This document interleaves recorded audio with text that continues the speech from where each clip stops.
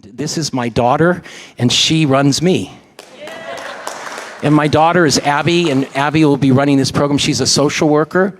And I can honestly say we would not be in this building today if it wasn't for Abby. When my wife and I bought the building, the idea was to create a really cool, hip music club.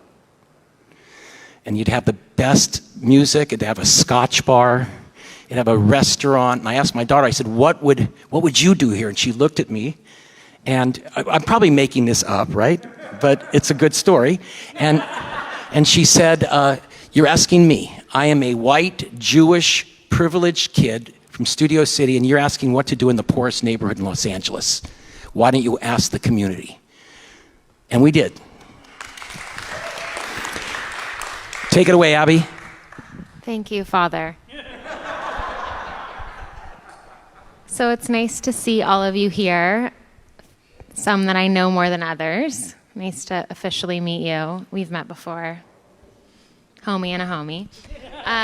So I prepared some questions. All of the folks sitting here do meaningful, selfless, deeply grounded work in various different spaces. And so the first question I'm going to ask might be a little more alternative of what's the word? It's called a panel, is if you were to really know me, you would know that ... So you can answer this question however you want to answer it. They were not prepped for this. This could be humorous, this could be serious. But the question is, if you were to really know me, you would know that...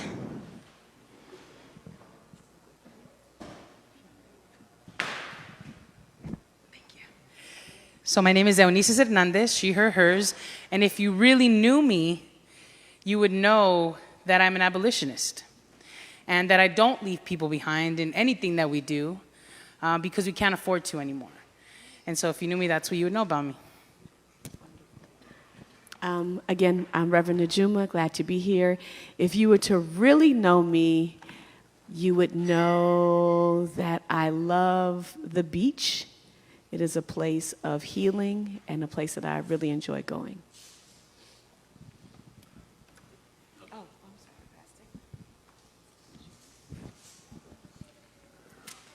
My name is Pastor Joe Cervantes, and if you really knew me, you knew that I have a heart for people, that we love people, and we're here to nurture people and to help them and to lead them to a better place, because the Lord, that's what he does. And if you knew me, that's what you would know about me.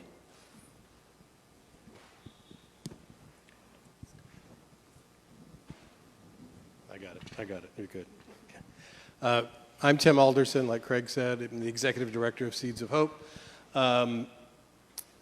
If you really knew me, you might rethink our relationship. But no, if you really knew me, you would know that the kind of equation in my head that drives what I do personally and organizationally, and that is this: need plus capacity equals responsibility.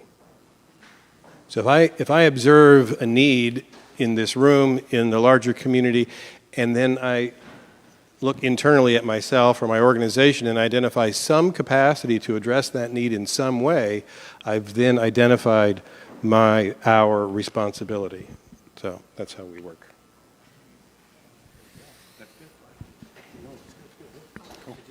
My name's Ashai Blakeney. If you really knew me, you would know that I'm still a work in progress. Thank you all. So I'm going to piggyback off of a word that Unices used, which is abolition. And so I want to ask you, could you define abolition?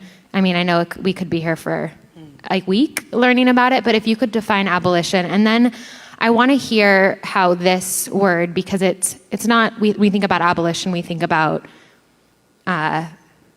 decarceration, moving people out of prisons and jails. We think about defunding the police. We think about a lot of things. It has a lot of meaning to it, and it also can mean so much more. So I want to hear what your definition of that is, and then I'm curious how that word impacts all the work you all do, and kind of maybe pairing it with how that impacts what you do. Sure, thank you. And also you have to answer that too. Okay. So abolition for me is, when we think about it, it's in those terms. But it's a practice. You know, in the work that I do around policy, around budgets, around trying to make the government do the right thing, because I've always done it on the outside. This is the first time I'm inside government. And so abolition for me is when we have to make a decision, whether it's a policy decision, campaign decision, we ask ourselves 3 questions. 1, are you leaving anybody behind? 2, are you building something that will have to destroy in the future, like jails? There's a jail that's been sitting empty for decades in my community. And 3, are we giving more money and more power to the systems that have been harming us? If it's yes to any of these questions, then we have to go back to the drawing board, because we can't afford to leave people behind. We can't keep building things that will have to destroy in the future, and we can't keep giving more money and more power to the systems that have been harming us in all the spectrums, right? Not just in the criminal justice reform arena, but in all the areas. And so for me, it's not just a goal. It's not just a vision of like, we want to have mental health crisis response teams. We want everyone to have housing. We want everyone to have, supportive services. But it's a practice of every day asking yourself, are you making the right decisions to get to that vision? It's not going to happen in 1-2 years, but every single decision you make has an impact. And if you make it, at least for us, when we ask ourselves these 3 questions, we know that we're moving in the right direction. And I think folks apply it differently, but for me, that's my practice. It's not just a word. It's not just a vision. It's an everyday practice that I choose, because I've seen policies and campaigns that have left people behind, and we have not gone back for them. We legalized weed in 2016. There are still people sitting in prison for weed. We have not gone back for them because we created policies that left people behind. And so these are the questions that we ask ourselves, and we've been successful in moving in that direction. But because we do the work to go back to the drawing board to make sure that we can accomplish it. Thank you. Thank you. Oh, Pastor. For myself, it's a big word, but we're here to it starts here in our community. We have to be the progress. People have to see change in us. As we see Craig, that he's here in the community and he's doing something. He's raising leaders. He's accomplishing something in life with this daughter that she had a vision. And the vision, she says, no, it's not about me. It's not what you're asking me. It's about the people. And we have to orchestrate that through the people. It's the ability that they have, that we show them that they do have potential in life, that they're not just a number or an item. Just like all of us, as we grew up, we had to define who we were ourselves first. And with this abolition, we have to address it to where people understand who they are and what they can accomplish in life.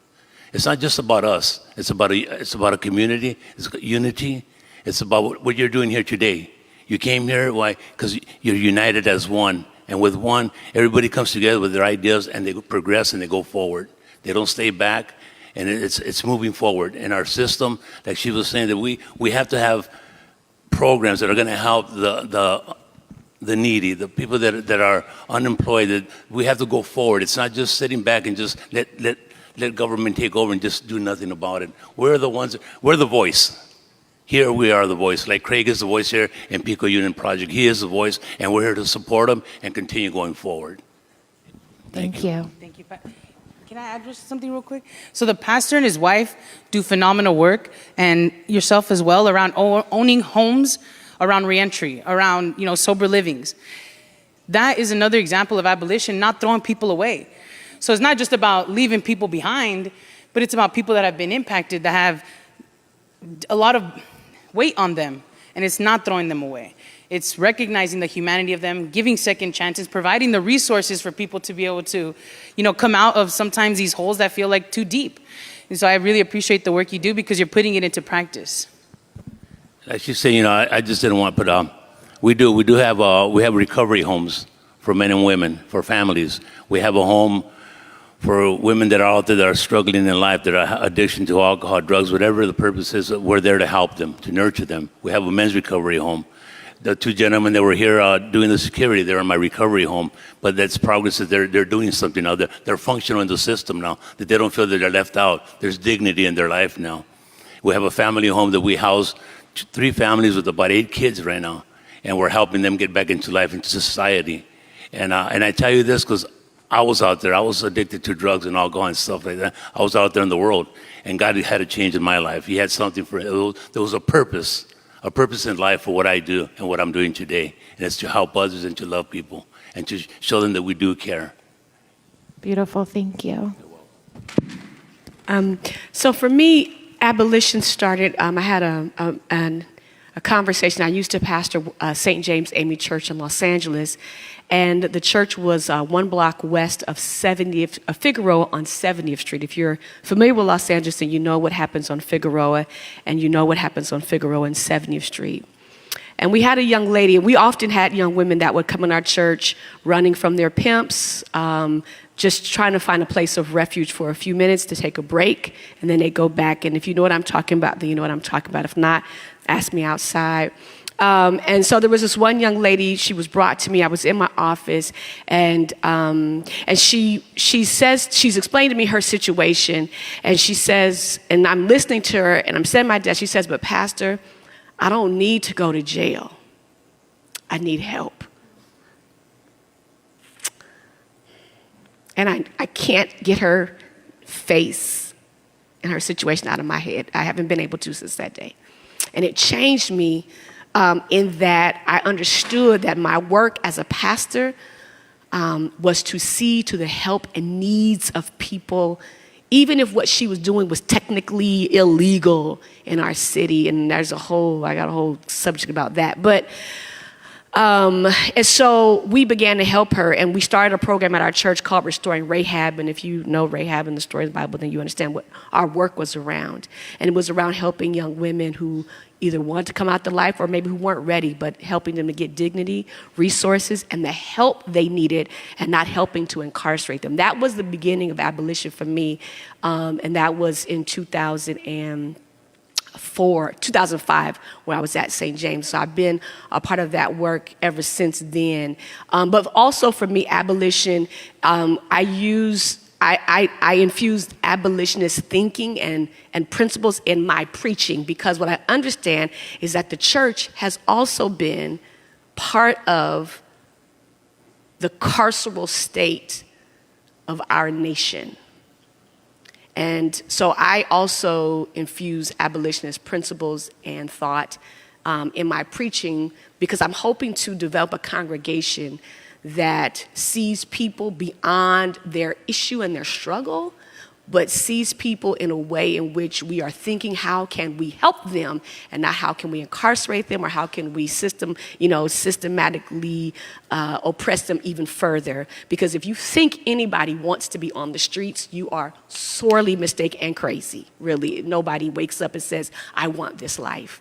And then, in addition, I was raised under a pastor, Cecil Murray, who also taught us a principle called see the people. And similarly, it was about seeing people, but not just seeing their issue, but seeing them and seeing how we can meet their needs so that they too can have the same quality of life that many of us experience day to day. So that's abolition for me. Beautiful. You asked a loaded question to people who can talk. I love it. Yeah. I'm so happy right now. This isn't going to get any shorter just because the mic's I going know. this way. You know that, right? But I'll do my best. Abolition, actually, in a narrow context, is entirely what Seeds of Hope is about, which is abolishing food insecurity. And food insecurity itself was not designed to be as such, but what was designed to be as such has resulted in food insecurity and every other societal ill, all of which seem to roll downhill and land on all the same people. So there are a whole lot of us in the community attempting to do that thing that we do. It's that thing, need, capacity, responsibility. We know what our capacity is. If we look at the landscape in Los Angeles and identify all the food insecurity and what rolls out from that, food insecurity equals malnutrition, equals illness, equals hospitalization, equals job loss, equals, everything falls apart. And any one of all these things are interconnected in a delicate web. One of them goes down, they all go down. So everything we do is in collaboration, partnership with somebody else who has some additional capacity, who's already helping people in one way. We come alongside them. While Craig was introducing us, we were exchanging emails because there's stuff that Najuma is doing in Hawthorne that we can piggyback with and help the community in even more ways just by being together. I've always said that, if you look in a community, there's a serious need, and you identify that there's 5 things it's going to take to solve that problem, and you say, well, we don't have those 5 things. And they don't have the 5. Nobody here has the 5 things. It's an unsolvable problem. We quit. We give up. But if we stop for a second and we go, well, Pastor's got one thing, and one thing, and one thing. Wait a minute. We got all the 5 things we need right here on these stools. Let's go get it done. Abolition addressing food insecurity is easy in one sense. The way that you deal with food insecurity is you give people food. It's a saying like with housing. I was in a meeting one time, and a gal from the United Way said it very simply. She says, the way you end homelessness is give everybody a home. Done, right? But it's a little more complicated than that. But the way we have to address food insecurity, first of all, is just give people food right here, right now. Like Craig says, every week we bring 10,000, 12,000 pounds of food here, which translates into, that's each week about 50, 60,000 servings of fresh fruits and vegetables go out of this parking lot. But the next thing is, why are people in a place where they need somebody to hand them fresh fruits and vegetables? It's because they're not accessible and they're not affordable if they are. We don't have a problem in this country with hunger. We don't have a problem in this country with scarcity. We have a problem with what we do with our abundance. We produce 40% more food than we consume in the United States, and there's still people who line up here.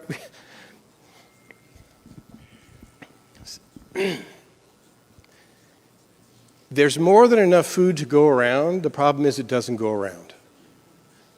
It's those structures that we have to abolish, not just repair.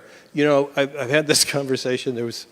Doesn't even matter how we got here, but the person was incensed at the idea that anyone would regard them as a racist. I'm not a racist. We live in a post-racial society. It's all behind us, and so on. And I realized at that point in the conversation that the only way to make an inroad is that I said, let's just stipulate to the idea that there are no more racists. It's all over. Here's the thing, though. Even if that was true, the structures that we have in place were created by racists. And they're racist structures, and they're still here. And we expect everything to be okay now because Barack Obama was president. We all have a lot of work to do. And we all have a little piece of abolition in us. And the way we make that happen is we connect our capacities and we do what we can do. Spot on. I really want to know what you have to say. I don't have too much to say about it personally. I was thinking, is it Najuma? Pastor Najuma, when you were speaking, I was thinking of there was an Austrian, he's actually Moroccan, but he lived in Austria, a psychiatrist. His name was Jacob Levy Moreno. And most people don't know him. He was kind of forgotten to history. And he would walk from his house to his office. This was in the early 1900s. And there was a group of prostitutes that lived in the red light district in Austria that he would walk by all the time. And he would start conversation, and they'd walk with him to his office, and he got to know them, and he realized that they didn't have access to the resources that everybody else in Austria had. They didn't have healthcare resources. If they had to give birth, there was no, they didn't have any support. And so, they asked him what to do, and he said, well, let me come and sit down with you. And he sat down with all of these street workers and started to understand what their issues are. And he just started meeting with them, every week. And eventually, he helped them organize a little bit, but they started to figure out systems and ways to support each other. And the interesting story about this is that's actually how group therapy was founded. He's actually the founder of group therapy and group support in general through that. Okay, so that's one piece. Part B, real quick. I really struggle with how to help save the world, or tikkun olam. You know, it's kind of overwhelming, all of the problems of the world and the competing claims of our family and trying to find balance. But as you're speaking, I was thinking about this rule that Jacob Levy Moreno had, because he was a very ambitious guy. He wanted to save the world. He probably thought he was the Messiah. And he created a rule called the rule of proximity. And he said, well, I know that I can't help and save everybody, but it's my obligation to help who's ever in front of me right now. And so for me, that's always been kind of a good rule, so I don't get overwhelmed with the problems of the world. Who's in front of me? Where, okay, I'm at Pico Union, I'm giving away my shoes, you know, okay, fine, right? So for me, that's how I try to participate. Yeah. Beautiful. Yeah, thank you all. It was so special to watch how each of what you shared seamlessly flowed into the next person, and that you all kind of inspired each other as the question was answered. And so I want to keep that going, but it's an internal practice. So this conversation doesn't end here, but I want you to go home and think about, you know, someone said abolition starts, like, what little piece of you can you abolish? Or what's something that you can think about it as, you know, we're all impacted by, even if you are white, you're impacted by racism, you're impacted by white supremacy. And so what in your life holds you back, right? What is a structure that holds you back from freedom within yourself, from releasing yourself from some shackles? And just how, if you unlock that, can it allow you to see what other people are impacted by, what else is going on in the world around you? Because it does start within yourself. You know, you can go march in the streets, you can go vote, but you can still walk through the world ignorant. Sorry to end on that word, but yes. So the next question I have is, this is my first panel, is, thank you. What is the biggest obstacle you're facing right now in proximity to the work that you do? And what is then an identified need? And not necessarily a need from everyone here, but just a need that you see.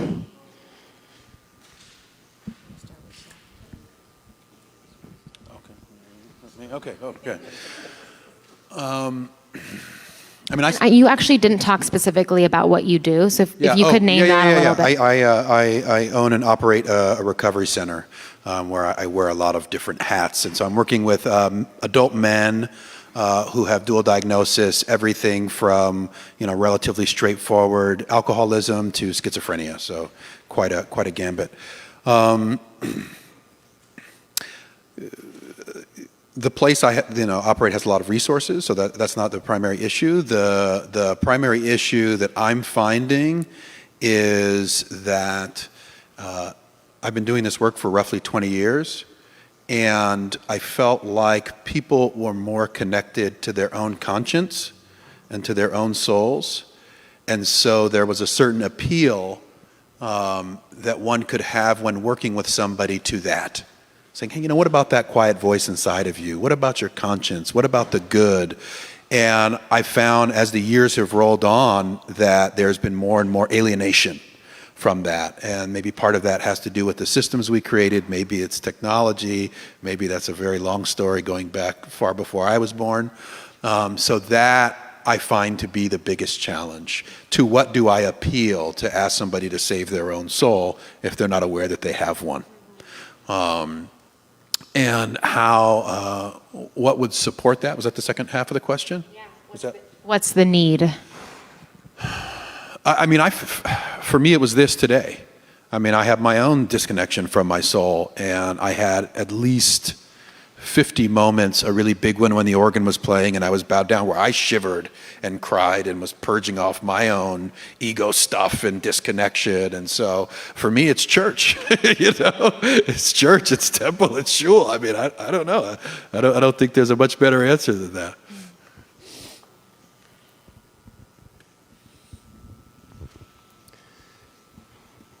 I'm going to answer this carefully. Do you always answer things carefully? my wife has tried to train me how to do that in public. Oh, is it something you want to work on, or you want to push through it? I think I'm doing right. Okay. Hey, we could have had this conversation 20 years ago, and you might have regretted it. No. The biggest challenge, it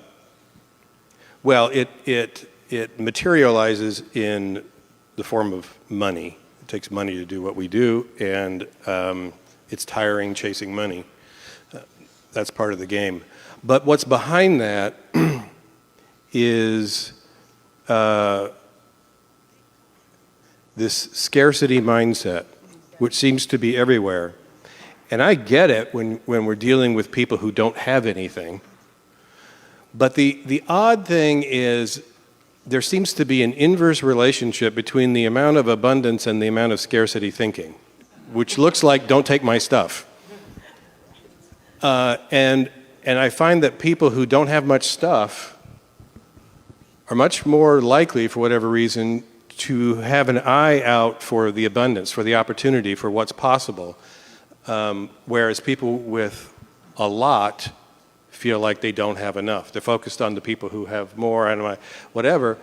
I've seen people, a church in Hawthorne, this was years ago, I was talking to a group and we were talking about things that, one of the things we do is help people learn how to grow their own food, which is a very affordable and easy way to overcome that problem of not having enough fruits and vegetables. And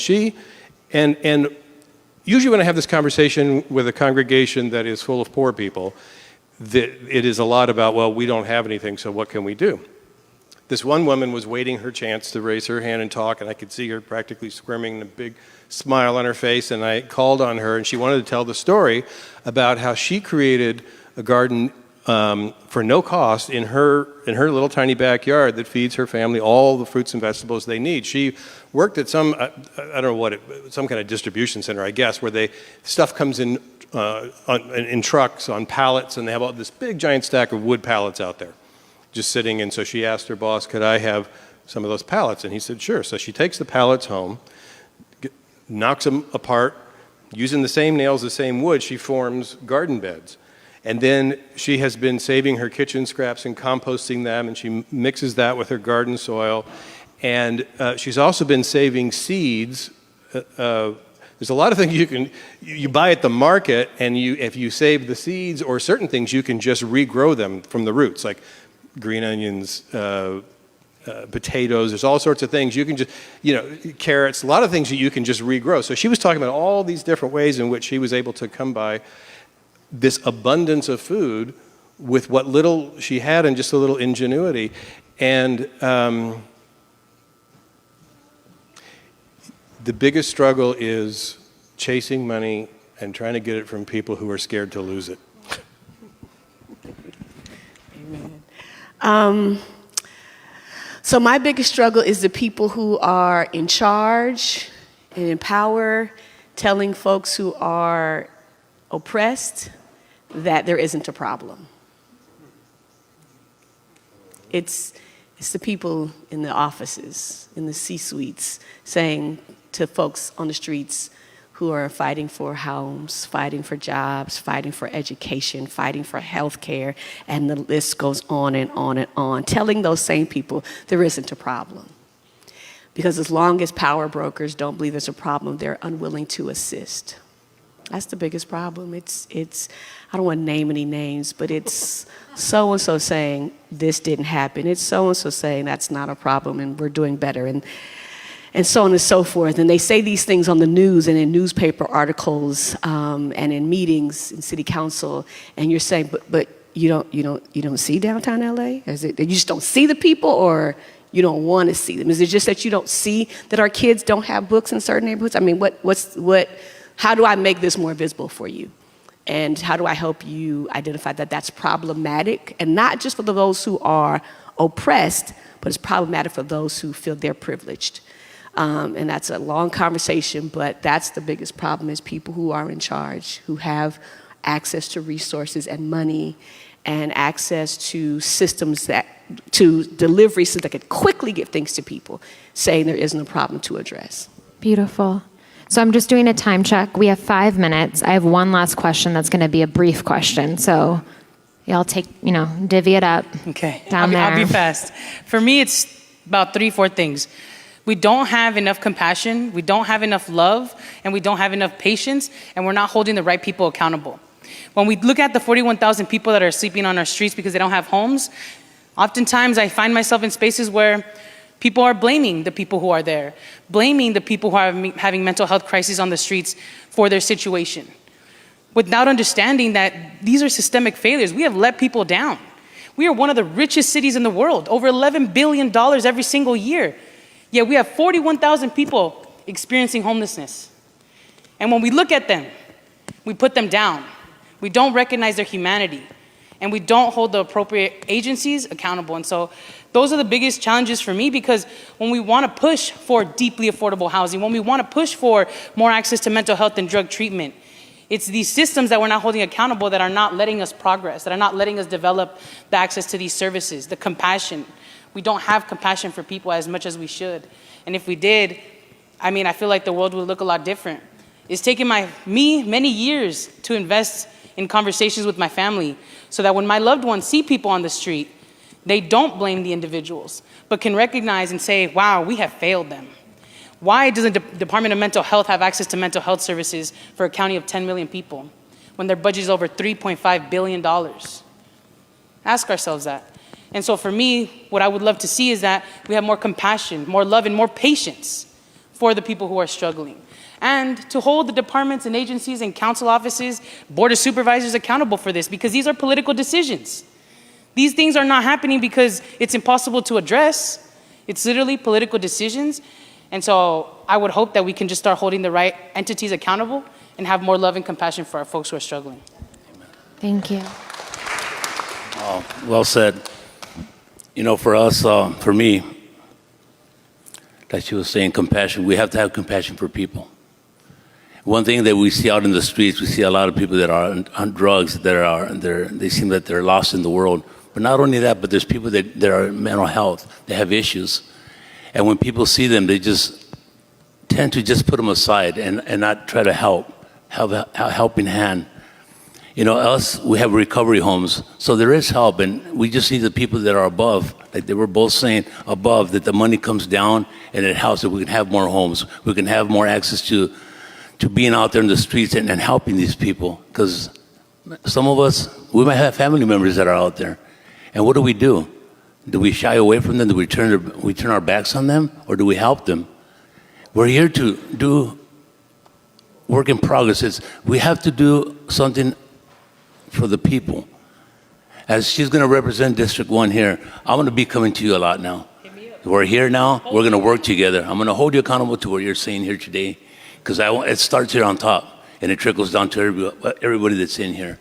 And that's the way it's going to work, and it's going to help. As he was saying, it takes us 5 here to get together as a group and nourish it, water it. Just like when you plant a seed, you got to water it for it to grow. If we don't take advantage of this, it's just going to stay where it is. It's just going to be a lot of talk. It's like no production. But as we water it, it'll grow and something will come out of it. And I think this is beautiful. Thank you. Thank you. So if you could just bear with me, I do like to wrap things up in a neat little bow. But I also think what's important in this work and in abolition work is finding joy and finding ways to celebrate so you can continue moving forward. So I want to know, you have 10 seconds, so think about it. I'm going to stop you. I'm actually going to hold the mic and just... what are you celebrating today? I'm not going to hold the mic. You're all adults, and I'm going to let you pass it. So what are you celebrating today? Go. Today I'm celebrating life. Amen. Today I'm celebrating love. Today I'm celebrating the ability to have joy. Today I'm celebrating community. It's a blessing to be here. Amen. Today I'm celebrating Yom Kippur. Amen. Thank you all so much. Today I'm celebrating my daughter. You're fabulous. And we polled everybody in the community for about 6 months. And they said there were 3 critical things that they needed. There was food insecurity. Oh, excuse me, at the top was housing insecurity. Then it was health insecurity and food insecurity.